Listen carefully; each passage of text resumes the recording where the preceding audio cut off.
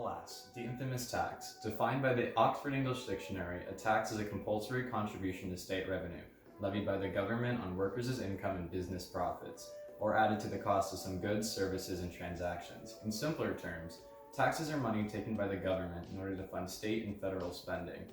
Taxes are a necessary demon, but a hot topic of debate. Where does the money come from? Where is it used?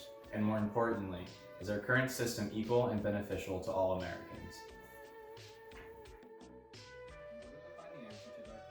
The first step is to outline the federal budget.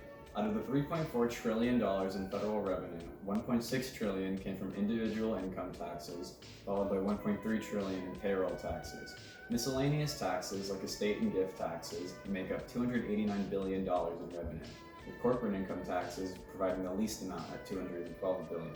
The money is then used mainly to fund services like Medicare and Medicaid, Social Security, defense, unemployment compensation, as well as funding for programs dealing with transportation, education, and housing. Since most of the budget stems from American households, federal tax expenditures are in place, which lower the amount owed by businesses and households to the government. However, the Congressional Budget Office estimates that more than 90% of the benefits of reduced tax rates on capital gains will accrue to households with the highest income. On top of that, corporations, like stated previously, already don't owe that much in federal taxes, leaving more profit to be kept by their executives. With this information, it's becoming more apparent that our current system favors large businesses and the affluent.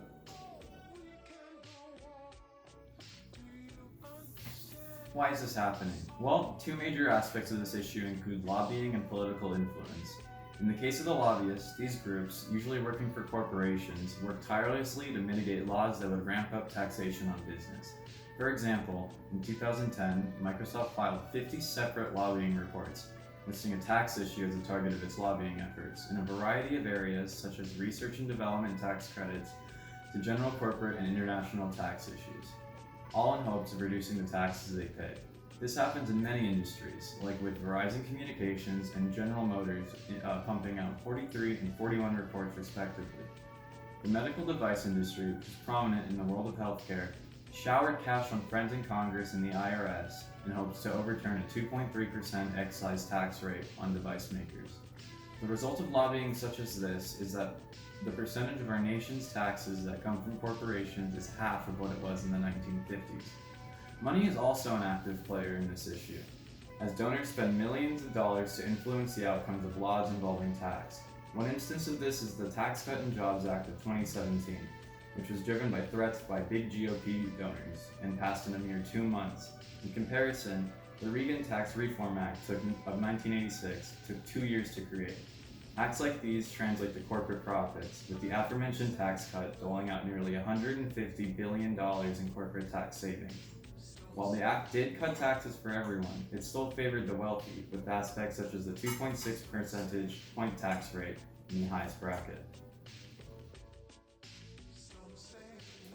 This issue undermines the concept of democracy in our country by allowing the rich to keep their wealth via means of altering legislation in their favor. Money is used to influence the passing of laws, and those laws, which reduce taxes, end up giving the upper class more money to influence future laws. As a result, an average person's participation in politics is diminished. Citizens in the middle and lower class feel the burden of taxation grow as corporate executives in the upper class get to run away with their spoils and invest in Wall Street and political favors. Every country needs a system of taxation as a way to provide social services to the general public. However, America's system of taxation is one littered with inequality, favoring the wealthy with tax cuts and granting them more power to further influence government processes. In order to further prevent the loss of our voice in government and our money, it's important to stay educated on these topics. Do your own research instead of staying in the dark while the cycle continues. Some websites to help with this include cbo.gov, citizen.org, and sourcewatch.org.